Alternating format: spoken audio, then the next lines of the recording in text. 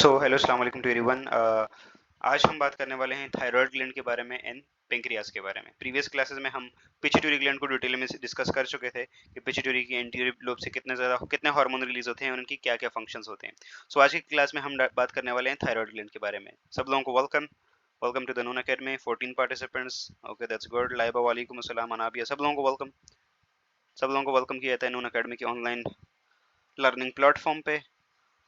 Okay, सो अभी हम बात करते हैं थायराइड ग्लैंड्स की। ठीक है, थायराइड ग्लैंड। आज की क्लास का टॉपिक हमारे पास दो हैं, एक थायराइड ग्लैंड है और एक पेंक्रियास है। Slide is not visible. बेटा रिफ्रेश कर लो, रिफ्रेश कर लो, रिफ्रेश। बोला हम रिफ्रेश कर लो, बाकियों को विजिबल है।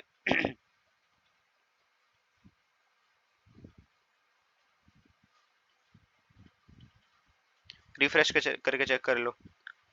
ओके, सो थायराइड ग्लैंड, सबसे पहले इसकी लोकेशन की बात करें तो लोकेशन कहाँ होती है भाई? ये गूगल वाली लोकेशन नहीं है, ये एनाटॉमिकल लोकेशन, मतलब आपकी बॉडी में कहाँ पे पाया जाता है, ये कहाँ पे एग्जैक्टली होता है ये। सो थायराइड ग्लैंड हमारे पास कहाँ होता है भाई? तो it occupies mid ventral position in the नेक। ठीक है, मिड वेंट्रल। मिड का मतलब बिल्कुल दरमियाना, वेंट्रल का मतलब बॉडी की फ्रंट साइड। ठीक है, बॉडी की दो साइड्स होती हैं, एक वेंट्रल साइड, एक डोर्सल साइड। डोर्सल साइड होती है जो पिछली वाली साइड होती है, मतलब कमर वाली साइड, और वेंट्रल साइड मतलब फ्रंटल, जो फ्रंट वाली साइड है, जो हमारा वो होता है। ये कल क्लास हुई थी।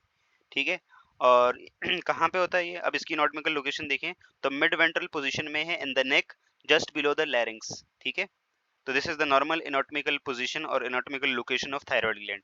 ठीक है, यहाँ पे आप लोगों को दिखाई दे रहा होगा। ठीक है, ये thyroid cartilage, then thyroid gland. तो ये बटरफ्लाई शेप का आप लोगों को ग्लैंड नजर आ रहा होगा, ये दिस वन। तो ये मिड वेंट्रल पोजीशन होती है। ठीक है, जस्ट नेक में, लैरिंग्स के नीचे होता है ये। ठीक है, यहाँ तक क्लियर है? This is normal anatomical position. अब इसका शेप देखें और स्ट्रक्चर देखें तो थायराइड ग्लैंड की ना दो लोब्स होती हैं। ठीक है, दो लोब्स होती हैं और ये बटरफ्लाई शेप्ड होता है। ठीक है, and each of which is present on the either side of trachea. तो ये बीच में से जो जा रहा होता है ना, बीच में से नीचे जो जा रहा होता है, विंड पाइप जा रहा होता है, ट्रेकिया जा रहा होता है। तो ट्रेकिया के एक साइड पे एक लोब होती है इसकी। ठीक है, और दूसरी साइड पे दूसरी, और दूसरी साइड पे जो है वो दूसरी लोब होती है। दूसरी साइड पे दूसरी दूसरी लोब होती है। तो ऑन द इधर साइड ऑफ ट्रेकिया इसकी एक एक लोब होती है। शेप क्या है थायराइड ग्लैंड की? बटरफ्लाई शेप है, देख सकते हैं बटरफ्लाई की तरह ही है। ठीक है, इसके अलावा यहाँ पे ये जो छोटा सा स्ट्रक्चर होता है नीचे यहाँ पे, इन दोनों को जोड़ने के लिए ना, इन दोनों उसको जोड़ने के लिए, अटैच करने के लिए जो स्ट्रक्चर होता है उसे हम बोलते हैं आइसो एस्थेमस। आइसो नहीं, इट्स कॉल्ड एस्थेमस। ठीक है, तो यहाँ जहाँ पे मैं लोकेट कर रहा हूँ, यहाँ पे ग्रीन कलर से, ग्रीन मार्कर से, तो यहाँ पे एक दूसरे से ये वाली दोनों लोब्स एक दूसरे से जुड़ी हुई होती हैं। This point is called isthmus. ठीक है, एक सेकंड में कोई दूसरी डायग्राम इंक्लूड किया तो उसमें ज्यादा क्लियरली नजर आएगा आप लोगों को एस्थेमस के बारे में। एस्थेमस, एस्थेमस नहीं है, एस्थेमस नहीं है। ठीक है, ओके। अब हमारे पास देखें हार्मोन्स कौन कौन से रिलीज करता है ये भाई। तो पिट्यूटरी ग्लैंड जो, सॉरी, थायराइड ग्लैंड जो होता है वो तीन हार्मोन रिलीज करता है। एक हमारे पास होता है T4, एक होता है हमारे पास T3, और एक होता है कैल्सिटोनिन। ठीक है, T4 की फुल फॉर्म जो होती है, this is called tetraiodothyronine. ये इसका कॉमन नाम जो होता है, this is also known as thyroxine hormone. ठीक है, जी जी, फ्रंट साइड पे होता है बिल्कुल। ठीक है, बैक साइड पे कहीं नहीं हो सकता ये। और दूसरा हार्मोन है इसका ट्राई आयोडोथायरोनिन। जो T3 है ना, उसमें तीन आयोडीन होते हैं। ठीक है, जो T3 है उसमें तीन आयोडीन होते हैं, तीन आयोडीन के मॉलिक्यूल्स होते हैं। जो T4 है उसमें चार आयोडीन के मॉलिक्यूल होते हैं। और ये आप लोगों से एमसीक्यूज में पूछा जाता है कि थायरोक्सिन कौन सा होता है, तो ये T4 होता है। ठीक है, टेट्रा का मतलब चार, और इसमें चार आयोडीन के ग्रुप होते हैं। और एक दूसरा हार्मोन होता है जिसे कैल्सिटोनिन कहते हैं। हम क्या कहते हैं? कैल्सिटोनिन कहते हैं। ठीक हो गया, यहाँ तक क्लियर है सब लोगों को? यहाँ तक crystal clear? Anatomical position, structure, hormone सारे क्लियर हैं। अभी काम हार्मोन का हमने नहीं देखा। ठीक है, ओके। अब हमारे पास, हमने कल डिस्कस किया था कि थायराइड ग्लैंड को कंट्रोल करने के लिए हमारे पास T3 और T4 की सिक्रीशंस को कंट्रोल करने के लिए कौन आता है भाई? कौन आता है? कहाँ से आता है वो हार्मोन? बताएं जल्दी से। कल हमने पिट्यूटरी ग्लैंड का एक हार्मोन पढ़ा था, TSH, थायराइड स्टिमुलेटिंग हार्मोन। ठीक है, तो ये कहाँ से आता है? ये सबसे पहले इंटीरियर पिट्यूटरी से। लेकिन इंटीरियर पिट्यूटरी को भी सिग्नल कौन देता है? हाइपोथैलेमस देता है। ठीक है। हाइपोथैलेमस क्या करता है, टीआरएच रिलीज करता है। टीआरएच क्या होता है, thyroid releasing hormone. Thyroid releasing hormone interior pituitary को जाके स्टिमुलेट करता है और वो बदले में जाके फिर टीएसएच रिलीज करता है। टीएसएच थायराइड के पास जाता है और फिर टी3 टी4 और कैल्सिटोनिन की सिक्रीशंस करवाता है। ये कैल्सिटोनिन को फिलहाल यहाँ से कट कर दें, वैसे इतना टी3 टी4 मेजोरिटी इन दोनों को कंट्रोल करते हैं, टी3 टी4। ठीक है। कैल्सिटोनिन ब्लड के कैल्शियम लेवल पर डिपेंड करता है। कौन सा पॉइंट समझ नहीं आ रहा सईदा, विच पॉइंट, कौन से पॉइंट की बात कर रही हो आप, कौन से पॉइंट की बात हो रही है? यस, जल्दी बताओ, जल्दी जल्दी, hurry up, make it fast. बेटा यहाँ पे हमारे पास देखो, थायराइड ग्लैंड को कंट्रोल करने के लिए हमने कल पढ़ा था, थायराइड ग्लैंड को कंट्रोल करने के लिए कल हमने पढ़ा था कि पिट्यूटरी ग्लैंड से एक हार्मोन आता है टीएसएच। ठीक है। और टीएसएच को खुद कौन कंट्रोल करता है, वो हाइपोथैलेमस से कंट्रोल होता है। हाइपोथैलेमस ब्रेन में होता है। ठीक है। और ये जो टीएसएच होता है ये एंटीरियर पिट्यूटरी से रिलीज होता है, कल हमने ये डिटेल में डिस्कस किया था इसके बारे में। ठीक हो गया। अब हमारे पास ब्रेन में से क्या आता है, टीआरएच आता है, थायराइड रिलीजिंग हार्मोन। तो जब थायराइड रिलीजिंग हार्मोन आता है वो आके इंटीरियर पिट्यूटरी को स्टिमुलेट करता है, यहाँ पे इंटीरियर पिट्यूटरी को। तो जब इंटीरियर पिट्यूटरी स्टिमुलेट होता है तो वो क्या बनाता है, फिर वो हमारे पास फिर टीएसएच रिलीज करता है। टीएसएच जब रिलीज होता है तो वो आके पिट्यूटरी थायराइड ग्लैंड को स्टिमुलेट करता है, फिर थायराइड टी3 और टी4 को रिलीज करता है। ठीक है। अब ब्लड में अच्छा खासा थायराइड टी3 टी4 होगा ना, तो ये टी3 टी4 हाइपोथैलेमस को इनहिबिट करेगा। हाइपोथैलेमस को क्या करेगा, इनहिबिट करेगा, नेगेटिव। और ये फिर टीआरएच रिलीज नहीं करेगा। जब टीआरएच रिलीज नहीं होगा तो टीएसएच रिलीज नहीं होगा, टीएसएच रिलीज नहीं होगा तो ये रिलीज नहीं होगा। तो इस तरह से नेगेटिव वाला पॉइंट होता है ये। ठीक है। यहाँ तक क्लियर है सब लोगों को? तो ये इसकी पूरा कंट्रोल कैसे हो रहा है, पूरा पीछे हाइपोथैलेमस में से, ये वो वाली चीज है। इसके बाद हमारे पास देखें, इसके बाद हमारे पास क्या है कि जो T3 T4 है इनका अपना काम होता है। अच्छा, T3 T4 ये है कि भाई जो T3 होता है ना, यहाँ पे आगे स्ट्रक्चर में देख सकेंगे आप लोग। देखिए ये रहा हमारे पास T3 का स्ट्रक्चर। ठीक है। सॉरी, ऊपर वाला जो है वो T4 का स्ट्रक्चर है। तो इसमें देखो 4 आयोडीन है, 1 2 3 4 आयोडीन। ठीक है। T3 में देखो 1 2 3 आयोडीन। जो T4 होता है इसे हम थायरोक्सिन भी कहते हैं। ठीक है। तो इसमें यही पॉइंट है और कुछ और नहीं है। ठीक हो गया, यहाँ तक क्लियर है सब लोगों को? अब इन हार्मोन्स का काम क्या होता है, तो ये चीज देख डिस्कस कर लेते हैं। T3 और T4 का क्या काम होता है? तो नंबर 1 कल हमने जो देखा था, इंक्रीज मेटाबॉलिज्म। मेटाबॉलिज्म को ये बढ़ा देते हैं। बोन की फॉर्मेशन और ग्रोथ को बढ़ा देते हैं। मेटाबॉलिज्म ऑफ कार्बोहाइड्रेट, प्रोटीन और लिपिड्स, इसको भी बढ़ा देते हैं। ठीक है। माइटोकॉन्ड्रियल बायोजेनेसिस, ये भी सारी चीजें कर देता है ये। ठीक है।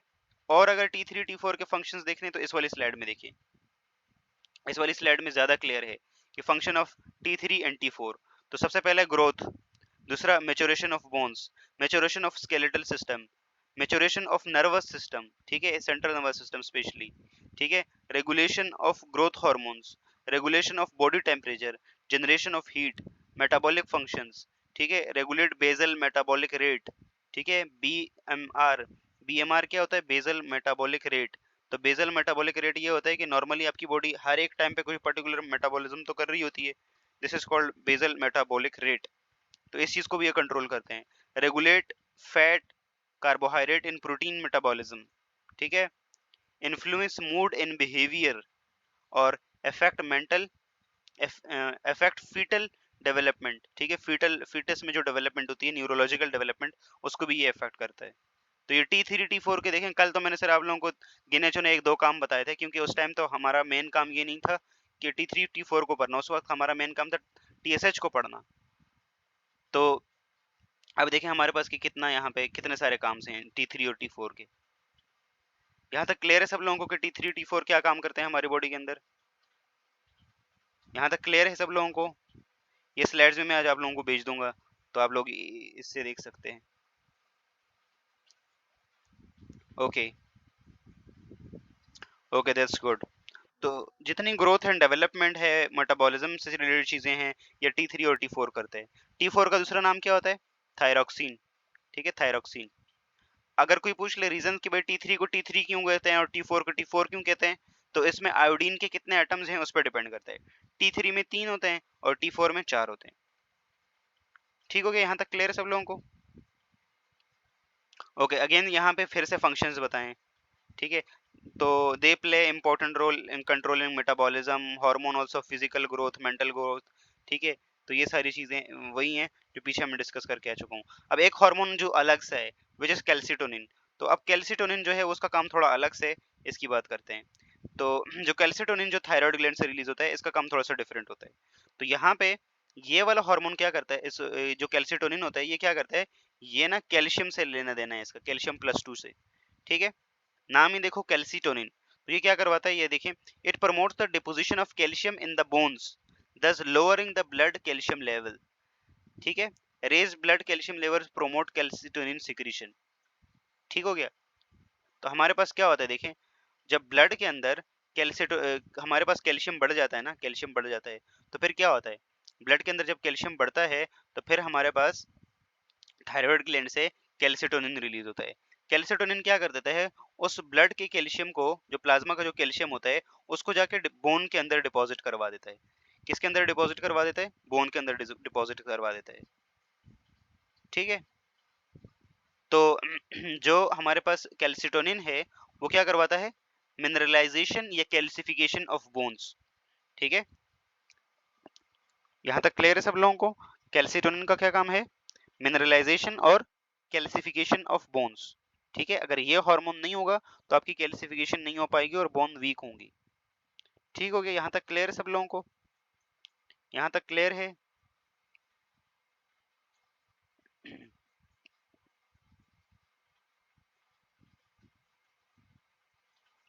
ओके, यहाँ देखें, इस वाली स्लाइड के अंदर जरा देखें, T3 और T4, तो देखें ये कैल्सिटोनिन आएगा, ये क्या करवाएगा भाई, ये बोन्स की कैल्सिफिकेशन करवाएगा। ठीक है, और अच्छा, इसके अलावा ना कैल्सिटोनिन का मेन मेन काम ये होता है ना कि ये ब्लड में कैल्शियम लेवल को लो पे रखे। ठीक है, कैल्शियम लेवल को लो पे रखे। तो ये कैसे कर सकता है, जैसे ही ब्लड में कैल्शियम आता है तो उसमें उसको बोन में डिपॉजिट करवा दिया, एक तरीका ये है कि बोन की डिपोजिशन हो गई। दूसरा काम ये है कि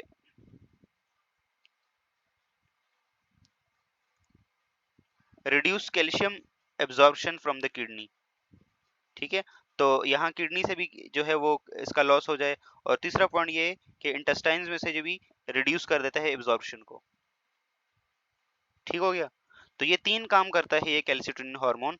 number 1 calcification of bones, number 2 जो हमारे पास रीनल में जब कैल्शियम आता है तो वहां पे ये वाला हार्मोन कैल्शियम की सिक्रीशंस को क्या कर देता है, कैल्शियम की एब्जॉर्प्शन को रोक देता है। ठीक है, और थर्ड पॉइंट ये है कि ये जीआईटी में से जो चीजें एब्जॉर्ब होती हैं तो वहां से कैल्शियम की एब्जॉर्प्शन को कम कर देता है ये। ठीक है, तो कैल्सिटोनिन जो होता है हमारे पास, इसका मेन काम ये है कि ब्लड के अंदर कैल्शियम को कम रखे।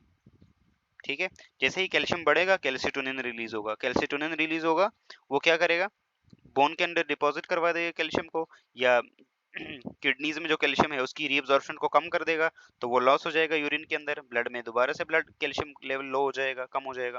ठीक है, और एक काम और तरह से ये कर सकता है कि कैल्शियम की जो रीअब्जॉर्प्शन होती है, कैल्शियम की जो एब्जॉर्प्शन होती है जीआईटी में से या इंटेस्टाइन में से, उसको ही कम कर देगी।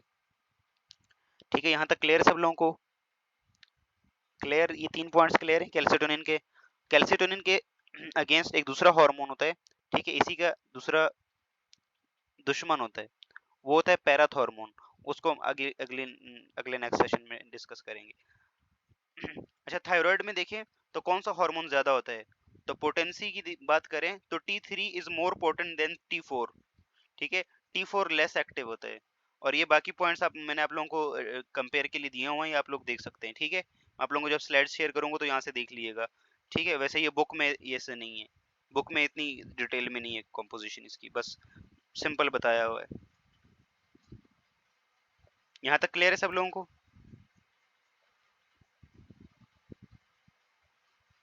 पोटेंसी मतलब उसका पोटेंशियल। ठीक है, कि थोड़ी चीज पे भी वो ज्यादा काम करेगा। ओके, इसके बाद हमने डिसऑर्डर पढ़े थे थायराइड ग्लैंड से रिलेटेड। तो थायराइड ग्लैंड से दो रिलेटेड दो डिसऑर्डर हैं, एक है हाइपोथायराइडिज्म। हाइपोथायराइडिज्म में क्या होगा, T3 T4 की सिक्रीशंस कम हो जाएगी, ठीक है। तो ये क्या है, the insufficient secretion of T3 and T4 is called hypothyroidism, ठीक है। तो हाइपोथायराइडिज्म क्या है, T3 और T4 की जो हमारे पास सिक्रीशन होगी वो कम हो जाएगी, ठीक है। अच्छा, अब हाइपोथायराइडिज्म के अंदर एक दो चीजें और आती हैं। कल हमने डिटेल में देखा था कि हाइपोथायराइडिज्म में क्या होता है, ठीक है, साइन एंड सिम्टम्स हमने देखा थे, ठीक है। अच्छा, यहाँ पे एक चीज और यहाँ पे देख सकते हैं कि जो क्रेटिनिज्म है, ठीक है, एक क्रेटिनिज्म, तो क्रेटिनिज्म में क्या होता है, it is cause due to the insufficient secretions of T3 T4 during childhood, ठीक है। तो क्रेटिनिज्म ऐसी कंडीशन जब चाइल्डहुड में, बचपन में आप लोगों का जब T3 T4 कम रिलीज होता है, तो इस वजह से हमारे पास जो डिजीज आती है, दिस इज कॉल्ड क्रेटिनिज्म। और क्रेटिनिज्म में क्या होता है भी, स्टंटेड ग्रोथ, ठीक है, स्टंटेड और रिड्यूस्ड ग्रोथ, ठीक है, मेंटल रिटार्डेशन और क्रॉस फेशियल फीचर्स। यहाँ देख सकते हैं केराटिनिज्म के साइन आप लोगों को दिख रहे होंगे, क्रॉस फेशियल फीचर्स देख सकते हैं आप लोग, ठीक है, नाक किधर है, बाकी आंखें आगे तक तरफ प्रोट्रूड्स हो गई हैं, ठीक है, और ये सारी चीजें हैं, ठीक है। क्लियर है यहाँ तक, व्हाट इज क्रेटिनिज्म, यहाँ तक क्लियर है सब लोगों को, आगे बढ़े। मेंटल रिटार्डेशन का मतलब ये है कि जो मेंटल ग्रोथ है ना वो सही से नहीं होगी, ठीक है। आपने देखे होंगे ना, कुछ लोग ऐसे होते हैं, कुछ बच्चे ऐसे होते हैं जिनमें जो है वो चीज़ों को पिकअप करने की फिर एबिलिटी अच्छी नहीं होती, वो चीज़ों को अच्छे से लर्न नहीं कर सकते, ठीक है। उनकी काफ़ी प्रॉब्लम्स प्रॉब्लम्स होती हैं उन्हें सीखने में, तो दिस इज मेंटल रिटार्डेशन जी। वन ऑफ द रीज़न के T3 और T4 की सिक्रीशन ना हो, ठीक है, बचपने में, चाइल्डहुड में। एक दूसरी कंडीशन है, दिस इज कॉल्ड माइक्सिडीमा। तो माइक्सिडीमा क्या है, तो जब अडल्ट एज के अंदर, मतलब 18 से अब ऊपर हो जाए, तो उस एज के अंदर जब हमारे पास T3 T4 की सिक्रीशन कम हो जाए, तो दिस इज कॉल्ड माइक्सिडीमा, ठीक है। इसके साइंस क्या है भाई, ओवरवेट, स्लगिश अपीयरेंस, ठीक है, intolerance to cold, dry skin, hair loss और कंफ्यूजन और डिप्रेशन, ये सारे सिम्टम्स हैं इसके। ये सुस्ती, सुस्ती बोल सकते हैं, ये स्लगिश फेस जो है ना, जो डल डल सा नहीं होता, ठीक है। बाकी बाकी आप देख सकते हैं यहाँ पे लॉस ऑफ आईब्रो हेयर्स, ठीक है, जो आईब्रोज होते हैं वहां पे हेयर का लॉस, थिनिंग ऑफ हेयर और लॉस, पफी फेस, ठीक है, इनलार्ज थायराइड, तो इसमें थायराइड भी कई बार इनलार्ज हो जाता है, ठीक है। ब्रेडिकार्डिया मतलब हार्ट रेट जो है वो 60 से कम हो जाना, 60 से कम हो जाना, ब्रेडिकार्डिया, ठीक है। बाकी जो है वो पुअर एपेटाइट, भूख का कम लगना, इनफर्टिलिटी, हेवी मेंस्ट्रुएशन, ठीक है, ये सारी चीजें हैं हमारे पास। यहाँ देखें किस किस वजह से ये हो सकता है, तो इन्फेक्शन की वजह से होता है, कोल्ड एक्सपोजर, स्ट्रोक, ये डिफरेंट डिफरेंट कंडीशंस हैं, इनकी वजह से हो सकता है, ठीक है। और ट्रीटमेंट क्या है भाई, तो थायरोक्सिन, लीवोथायरोक्सिन या हाइड्रोकोर्टिसोन, ये वाली मेडिसिन दे सकते हैं। जी जी, बीपी भी लो होगा, सब कुछ कम कम होगा इनमें। यहाँ तक क्लियर है सब लोगों को, यहाँ तक क्लियर है, आगे जाएं। फिर है हाइपरथायराइडिज्म। हाइपरथायराइडिज्म में क्या होता है भाई, इंक्रीज सिक्रीशन हो रही थी, T3 और T4 की इंक्रीज सिक्रीशन होती है, तो T3 और T4 की सिक्रीशन इंक्रीज हो जाती है। इसकी सिम्टम्स क्या है भाई, तो रेस्टलेसनेस एंड इंसोम्निया, इंसोम्निया का मतलब होता है नींद का ना आना, ठीक है। हाई हार्ट रेट इसमें बढ़ जाता है, इरिटेबिलिटी, बल्जिंग ऑफ आईज, ठीक है, आंखें बाहर निकल जाना, दिस इज कॉल्ड एक्सोफिलीमिया और एक्सोफ्थेलीमिया, ठीक है, आंखें बाहर निकल आती हैं, प्रोट्रूड, आगे की तरफ प्रोट्रूड हो जाती है। Weight loss, intolerance to heat, ठीक है। अभी यहाँ पे आप लोगों को हाइपरथायराइडिज्म देखो, यहाँ पे देखें हाइपरथायराइडिज्म नजर आ रहा होगा आप लोगों को, ये देखो नॉर्मल पर्सन है, और ये देखो हाइपरथायराइडिज्म में बल्जिंग ऑफ आईज दिखाई दे रहा है, और साथ साथ में हाइपरथायराइडिज्म में कई बार ग्वाइटर भी हो जाता है, ठीक हो गया, ठीक है। यहाँ पे अलग से फिर सिम्टम दिए हुए हैं, फटीग, वेट लॉस, ठीक है, sensitivity to cold, depression, memory problems, goiter, hair loss, muscle pain, ठीक है, trembling of hands, infertility, ये सारी चीजें हैं हमारे पास, ठीक है। और लास्ट चीज है हमारे पास गोइटर। गोइटर, तो यस गोइटर क्या होता है भाई? तो यस गोइटर क्या है? A poor diet in iodine. जब हमारे पास आयोडीन की सफिशिएंट आयोडीन की सप्लाई कम होती है ना, तो हमारे पास फिर क्या होता है, फिर थायराइड ग्लैंड क्या करता है, थायरोक्सिन को या T3 T4 को सिंथेसाइज करने की कोशिश करता है, लेकिन अब आयोडीन है ही नहीं। तो जब आयोडीन नहीं है ना, तो वो बदले में सूज जाता है। जैसे आप लोगों को कोई चीज़ ना मिले तो फिर आप लोग सूज जाते हैं, मुंह बना लेते हैं, मुंह फुला लेते हैं। तो थायराइड ग्लैंड भी ऐसे ही कहता है कि भाई मुझे नहीं मिलेगा आयोडीन तो मैं भी मुंह फुला लूंगा, ठीक है। तो वो मुंह फुलाता है, फिर वो ऐसा फुलाता है कि फिर सारी उम्र बेचारा पेशेंट को सफ़र करना पड़ता है,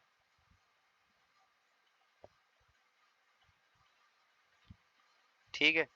तो ये यहाँ पे देख सकते हैं आप लोगों को थायराइड ग्लैंड, ये देखिए नज़र आ रहा होगा, ठीक है। नहीं दर्द नहीं होता इसमें, पेन तो नहीं होता, ठीक है। यहाँ देखिए this is normal thyroid and this is enlarge thyroid. ये देखिए फूला हुआ नजर आ रहा है आप लोगों को। वैसे आप लोग फूलते हुए कैसे नजर आते हैं? ऐसे ही थायराइड की तरह नजर आते हैं?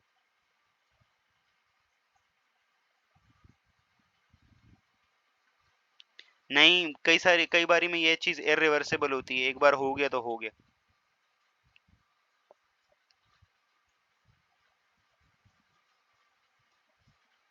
ठीक है। आगे बढ़े। ओके, यहाँ तक थायराइड हमारे पास कंप्लीट हो गया, ठीक है। जो नॉर्मल इसी जगह बोन्स, मुजीब क्या बोल रहे हो माइक पे आके बताओ यार, मैं एग्जैक्टली आपका क्वेश्चन रीड नहीं कर पा रहा।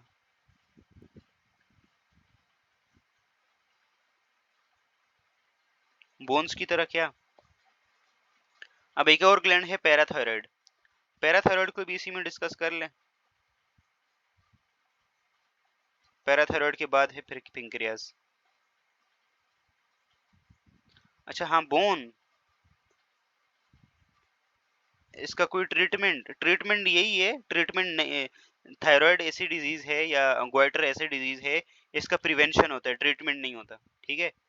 तो प्रिवेंशन में ये है कि आयोडाइज्ड सॉल्ट लें, और दुनिया के अंदर ये अभी बहुत कम है, ठीक है, थायराइड गोइटर, क्योंकि अभी लोग आयोडाइज्ड सॉल्ट ही यूज करते हैं। तो इसका डिजीज होने की ही क्यों दें, उससे पहले ही उसको ट्रीट क्यों नहीं कर लें? तो वैक्सीन की तरह जैसे हम आयोडाइज्ड सॉल्ट यूज करें, कुछ नहीं होगा। तो अपने डाइट के अंदर आयोडाइज्ड सॉल्ट यूज किया करें।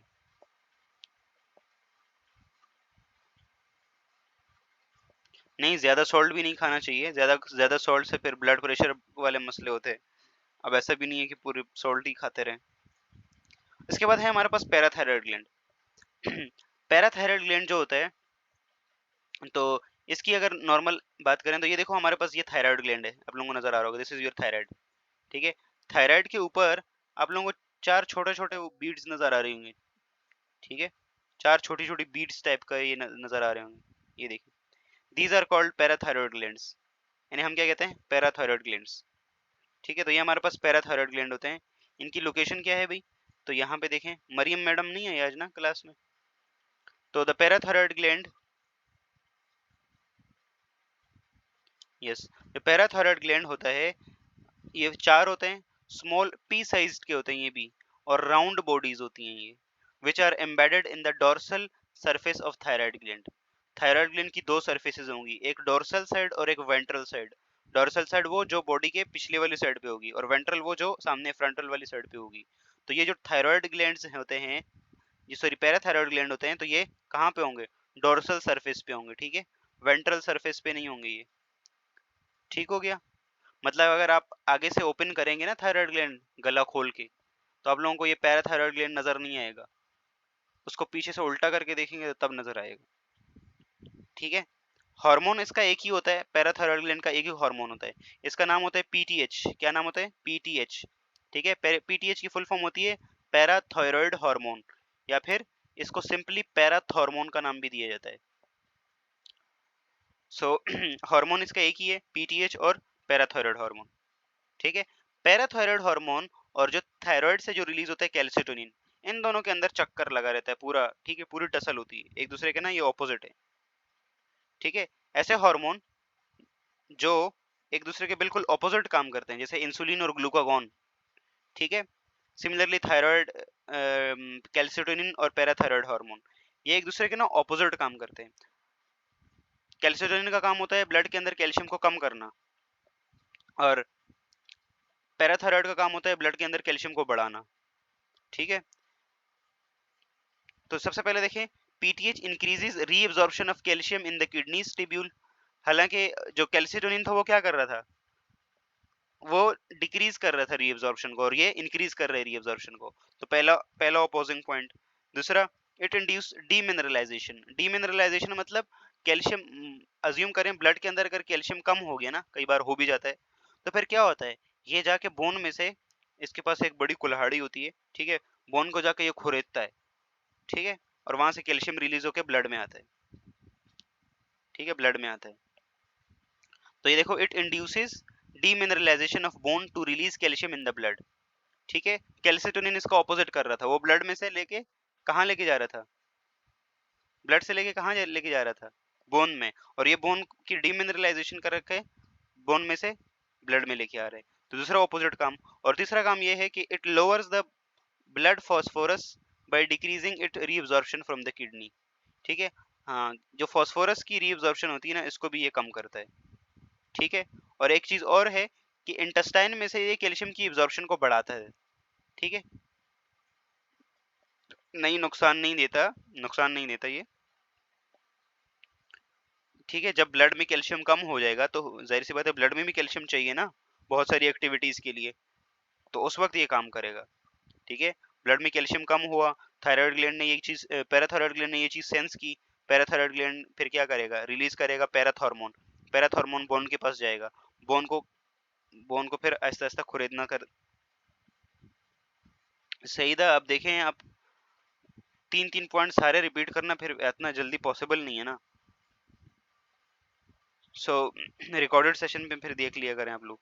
तो इसमें देखें, हमारे पास सबसे पहले क्या कहता है, किडनी में से कैल्शियम की रीअब्जॉर्प्शन को बढ़ा देता है, ठीक। अच्छा, ओनली थर्ड पॉइंट, फॉस्फोरस की रीअब्जॉर्प्शन को क्या करवा देता है, ये डिक्रीज करता है किडनी में से, ठीक है। PO4-2 जो होता है फॉस्फेटाइन या फॉस्फोरस। नहीं, मुझे में, यार अभी मुझे भी बहुत सारे काम होते हैं, मैं आई विल जस्ट, आज मैं वीकेंड पे कर लूंगा, ठीक है। वीकेंड पे आप लोगों के पास भी टाइम होगा, जितने भी मैंने रिकॉर्ड किए हैं वो अपलोड कर दूंगा, आप लोगों को देख लेना फिर, ठीक है। सो डोंट वरी, मैं कर दूंगा, ठीक हो गया। यहाँ तक क्लियर है सब लोगों को, यहाँ तक क्लियर है, पैराथायरॉयड ग्लैंड का काम क्लियर है। यहाँ देखें, इस तरह से होता है पैराथायरॉयड ग्लैंड। तो थायराइड पैराथायरॉयड भी हमने डिस्कस कर लिया। यहाँ देखें, अगेन से पैराथायरॉयड के काम बता रहा है, ठीक है। तो बोन में से कैल्शियम को वो करेगा, कैल्शियम और फास्फोरस की रीअब्जॉर्प्शन यहाँ से बढ़ा देगा, ठीक है। और reabsorption of calcium from kidneys, इसको भी बढ़ा देगा, ठीक है। और बोन में से कैल्शियम्स को निकलवाएगा ये, ठीक है। तो ये काम है मेन इसके। यहाँ देखें, अगेन से बताया हुआ डिटेल में सब, ठीक है। तो होप सो यहाँ तक क्लियर हो गया होगा। इसके बाद है पेंक्रियाज,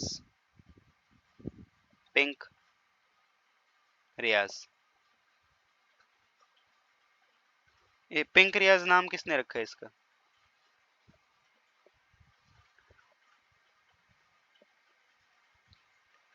यहाँ तक क्लियर है सब लोगों को?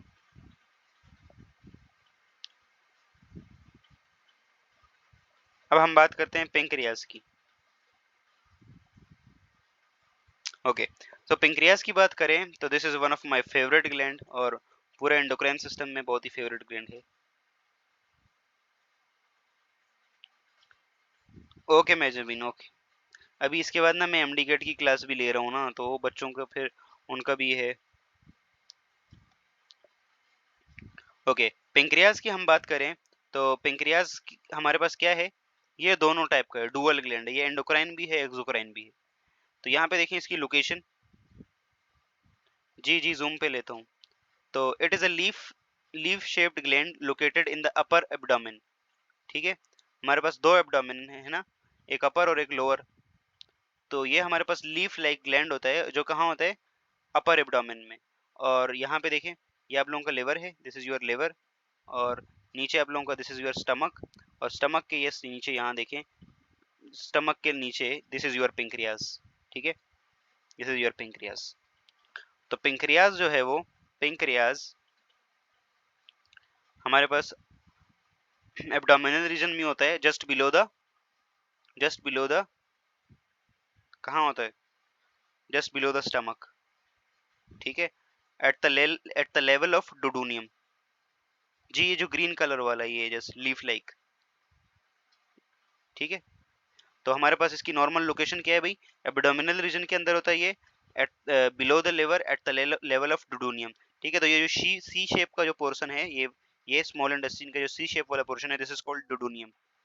ठीक है, तो इस डोडोनियम के अंदर ही, डोडोनियम के लेवल के ऊपर ये होता है। ठीक है, यहाँ तक क्लियर सब लोगों को। अब हम थायराइड ग्लैंड को थोड़ा, सॉरी पेंक्रियाज को थोड़ा सा डिस्कस करें। तो पेंक्रियाज के ना दो पार्ट्स होते हैं, ये एक्सोक्राइन ग्लैंड भी है, ये एंडोक्राइन ग्लैंड भी है। तो पार्ट्स ऑफ पेंक्रियाज, तो पेंक्रियाज हैज टू पार्ट्स। ठीक है, जो एक्सोक्राइन पेंक्रियाज होता है, ये एक्सोक्राइन पार्ट जो होता है पेंक्रियाज का, वो सिक्रीट करता है पेंक्रियाटिक जूसेस। और जो एंडोक्राइन पार्ट होता है वो सिक्रीट करता है कौन से हार्मोन्स, वो सिक्रीट करता है इंसुलिन और ग्लूकागॉन। ठीक है, वो क्या सिक्रीट करता है, वो सिक्रीट करता है इंसुलिन और ग्लूकागॉन। ठीक है, अभी हम यहाँ पे डिटेल में थोड़ा सा डिस्कस करते हैं कि एक्चुअली में कैसा होता है। यहाँ इस डायग्राम में देखें, आप लोगों को देखो ये पेंक्रियाज नजर आ रहा होगा, ये पूरा पेंक्रियाज है, लीफ लाइक शेप ये। ठीक है, तो पेंक्रियाज में ये देखें, हमारे पास एक ये वाले सेल्स होते हैं, ये देखें यहाँ पे, इन सेल्स को हम बोलते हैं एसेनाई सेल। क्या बोलते हैं हमें, एसे एसेनाई सेल या एसेनार सेल, एसेनार सेल। ठीक है, एसएनआर सेल। ये जो एसएनआर सेल्स होते हैं ना, यहाँ देखें, ये भी एसएनआर सेल्स हैं। इनमें जो चीज बनती है ना, वो होता है पेंक्रियाटिक जूस। क्या बनता है इनमें, पेंक्रियाटिक जूस। और पेंक्रियाटिक जूस में क्या होता है, ट्रेप्सिन, इमाइलेज और लाइपेज। और इनका काम क्या होता है भाई, फूड की डाइजेशन। तो ये जैसे ही इन एसएनआईज के अंदर बनते हैं, उनको अपने टारगेट साइट तक पहुंचाने के लिए ये पेंक्रियाटिक डक का यूज करते हैं। ठीक है, ये पेंक्रियाटिक जूस इन डक में आता है, पेंक्रियाटिक डक में, और यहाँ से फिर आगे आगे की तरफ फॉरवर्ड होता है। ठीक है, ये देखें पेंक्रियाटिक डक आप लोगों को नजर आ रही होगी, यहाँ से ये यहाँ पे आता है स्मॉल इंटेस्टाइन के इस वाले पोर्शन में, जिसे हम डोडोनियम का नाम देते हैं। तो ये जो एसिनाई वाला पार्ट होता है पेंक्रियाज का, ठीक है, इसे हम कहते हैं exocrine pancreas, sorry not endocrine, it's exocrine pancreas. ठीक है, और यहाँ पे पेंक्रियाटिक जूस सिक्रीट होता है, और पेंक्रियाटिक जूस की कॉम्पोजिशन क्या होती है, ट्रेप्सिन होता है, एमाइलेज होता है और लाइपेज। ये तीन एंजाइम होते हैं जो कि यहाँ पे आके फिर पेंक्रियाटिक जूस यहाँ पे आके क्या करते हैं, फिर फूड की डाइजेशन में हेल्प करते हैं। ठीक है, डोडोनियम में सबसे ज्यादा डाइजेशन होती है फूड का। ठीक हो गया, यहाँ तक क्लियर है सब लोगों को। एक्सोक्राइन पेंक्रियाज क्लियर है सब लोगों को, इसको दोगला ग्लैंड क्यों कहा जाता है, ये क्लियर है सब लोगों को।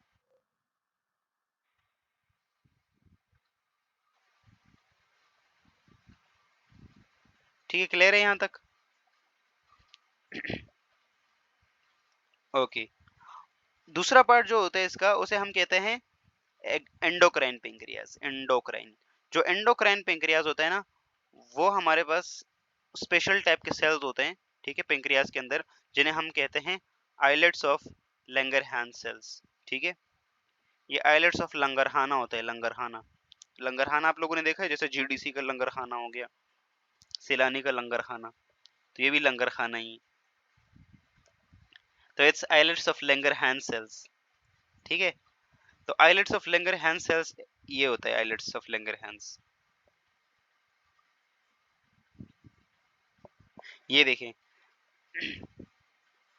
इस तरह से बीच बीच में ये देखो सेल का क्लस्टर नजर आ रहा है आप लोगों को, ये सेल का जो क्लस्टर है ये नजर आ रहा है आप लोगों को बीच में, ये पूरा एक आइलेट ऑफ लंगरहाना है। ठीक है, ये क्या है, पूरा एक आइलेट ऑफ लंगरहाना है। ठीक है, लंगरहाने में ऐसे ही होता है ना, प्लेट के बीच में रख के देते हैं आप लोगों को। तो ये बीच में है, ऐसे ही समझें। और सराउंडिंग में क्या है, ये एसएनआई है, ये गोल गोल जो है ये एसएनआई है। स्लाइड विजिबल नहीं है? गुलाम दस्तगीर, आपके नेट का इशू है शायद। तो ये जो आइलेट्स ऑफ लंगरहानो होता है ना, इसके अंदर 3-4 टाइप के सेल्स होते हैं, अल्फा सेल्स, बीटा सेल्स, ठीक है। आप लोगों को 2 सेल्स का पता होना चाहिए बस, ठीक है। तो हमारे पास ये जो आइलेट्स ऑफ लंगरहान सेल्स हैं, इसमें 2 टाइप के सेल्स होते हैं, एक अल्फा सेल्स और एक बीटा सेल्स, ठीक है। यहाँ देखें, तो alpha cells which secrete glucagon, alpha cell क्या करते हैं, ग्लूकागोन सिक्रीट करते हैं। और ग्लूकागोन का क्या काम होता है, ग्लूकागोन का क्या काम होता है बताएं। Yes, what is the function of glucagon. और बीटा सेल्स जो हैं वो इंसुलिन रिलीज करते हैं। बीटा सेल्स क्या करते हैं, इंसुलिन रिलीज करते हैं। बताएं भाई, इंसुलिन और ग्लूकागोन का क्या काम है, मैंने बताया था आप लोगों को, बताएं जल्दी से, हरी अप।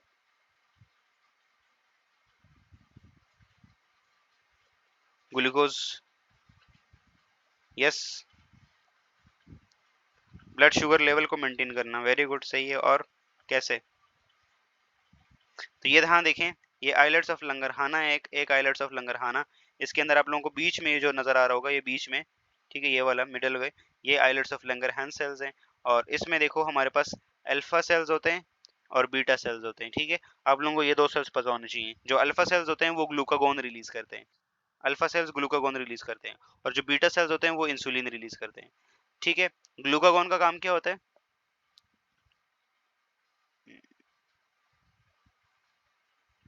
यहाँ देखें, function of insulin and glucagon detail में है।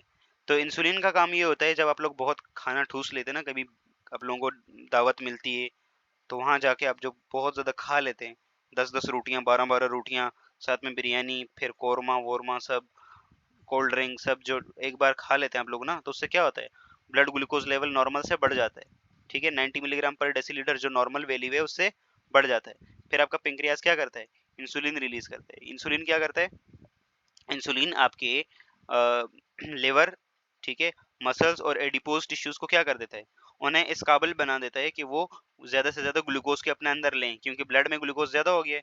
तो अब क्या होता है, तो फिर कि वो लिवर को, मसल्स को और एडिपोज टिश्यूज को इस काबिल बना देता है कि वो मैक्सिमम क्या करें, कैल्शियम मैक्सिमम अपने अपने अंदर क्या करें, यस, ग्लूकोज को एब्जॉर्ब करें, जिससे ब्लड में कैल्शियम, ब्लड में ग्लूकोज लेवल कम होगा, ठीक है, वापस 90 मिलीग्राम तक वापस आ जाएगा, ठीक है।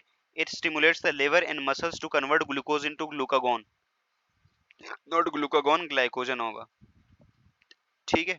तो हमारे पास, यस, इंसुलिन एक तो अपटेक बना बढ़ा देता है, लिवर मसल्स और एडिपोज टिश्यूज में ग्लूकोज का अपटेक बढ़ा देता है, ठीक है। दूसरा, जो एक्स्ट्रा ग्लूकोज होता है उसको ग्लाइकोजन में कन्वर्ट करके स्टोर करा देता है, ठीक है। तो ये पॉइंट्स हैं। और इसके साथ साथ it inhibit the conversion of amino acid with glucose, और it also promote the synthesis of protein in fats, ठीक है। तो इंसुलिन का काम सिर्फ एक नहीं है, बहुत सारे काम हैं, ठीक है। और as a result of this action insulin lowers the blood glucose level, देखिए, ठीक है। ये सारे काम जब करता है तो ब्लड ग्लूकोज लेवल नॉर्मल से, मतलब नॉर्मल हो जाता है, लोअर हो जाता है थोड़ा, ठीक है। जो आप लोगों ने बहुत खाया होता है ना, तो ब्लड ग्लूकोज एकदम शूट कर जाता है, तो वो लोअर हो जाते हैं, दोबारा नॉर्मल पे आ जाता है। और ग्लूकागोन क्या करता है, एग्जैक्ट इसके ऑपोजिट, जो काम इसने यहाँ पे किए वो इसके ऑपोजिट कर देगा। ये देखिए, it secretes in the response of decrease blood glucose level, जब ब्लड ग्लूकोज लेवल कम होगा तो ये सिक्रीट होगा, ठीक है। ये क्या करेगा, ये लिवर के अंदर, मसल्स के अंदर और एडिपोज टिश्यूज के अंदर जो स्टोर ग्लाइकोजन है उसको तोड़ेगा, वापस ग्लूकोज में कन्वर्ट करेगा और ब्लड के अंदर रिलीज कर देगा। ब्लड में फिर कैल्शियम लेवल वापस 90 मिलीग्राम तक पहुंच जाएगा, ठीक है। और ये अमाइनो एसिड की कन्वर्जन भी करवाता है ग्लूकोज के अंदर, और ब्रेक डाउन ऑफ फैट्स भी करवाता है ये। तो ये सारे काम इसके हैं ग्लूकागोन के, ठीक है। Insulin and glucagon are antagonistic hormone, ये एक दूसरे के कैसे हैं, एंटागोनिस्टिक हार्मोन, एक दूसरे के ऑपोजिट काम करते हैं, ठीक है। यहाँ तक क्लियर है सब लोगों को, यहाँ तक क्लियर है सब लोगों को, इंसुलिन, ग्लूकागोन और एक्सोक्राइन, एंडोक्राइन, पेंक्रियास का क्लियर है सब लोगों को, एसएनआई, islets of Langerhans sales clear हैं, अल्फा बीटा सेल्स क्लियर हैं, ओके दैट्स गुड। कल की क्लास में हम इंपॉर्टेंट टॉपिक डिस्कस करेंगे, इब्नॉर्मल इंसुलिन आउटपुट यानी डायबिटीज मेलाइटस के बारे में बात करेंगे, one of the world leading disease, इसकी बात करेंगे, डायबिटीज शुगर की बात करेंगे कल हम। ठीक है, क्या सिम्टम्स होते हैं, क्या ट्रीटमेंट है इसका, ठीक है, ये सारी चीजें डिटेल में डिस्कस करेंगे हम।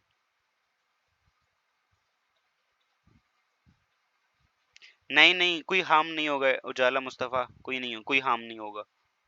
ठीक है, वो एडिपोज टिश्यूज ग्लाइकोजन को स्टोर करके अपने पास रखते हैं। ठीक है, yes, Pakistan is one of the leading country in diabetes. बाकी चीजों में हम सबसे लास्ट में आते हैं, और ये डिजीजेस डायबिटीज वगैरह इन सब में पहले आते हैं। ठीक है, तो ये सारी चीजें हम डिस्कस करेंगे कल डिटेल में। यहाँ तक सब लोगों को क्लियर है? टाइप 1 डायबिटीज क्या होता है, टाइप 2 क्या होता है, सुना होगा आप लोगों ने। ठीक है, बाकी देखें वर्ल्ड में अराउंड कितने भाई, हर अमेरिका में हर एक में से, हर 3 में से एक बंदा जो है वो डायबिटिक है। ठीक है, ये देखिए 88 मिलियंस लोग। हाँ बिल्कुल मैं जबीन ऐसे ही। कीटोन बॉडीज, हाँ बात करेंगे, कीटोन बॉडीज भी बनती हैं। बात करेंगे इसके अंदर। सबसे ज्यादा चाइना के अंदर है, इंडिया के अंदर भी है अच्छा खासा, फिर यूएस के अंदर, पाकिस्तान में भी अच्छा खासा है। ठीक है, ये सारी चीजें हैं, स्टेट्स हैं, फिर इसके बाद एड्रिनल ग्लैंड और ये सारी चीजें। तो यहाँ तक सब लोगों को क्लियर है ना? यहाँ तक सब लोगों को चीजें क्लियर हैं?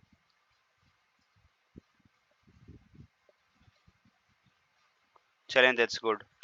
सो कल की क्लास में हम डायबिटीज वगैरह डिस्कस करेंगे, होप सो यहाँ तक सब लोगों को क्लियर हो गया होगा, और लेक्चर भी मैं अपलोड कर दूंगा। अब मिलते हैं हम नेक्स्ट क्लास में, till then keep learning and keep exploring. अल्लाह हाफिज, टाटा, बाय बाय।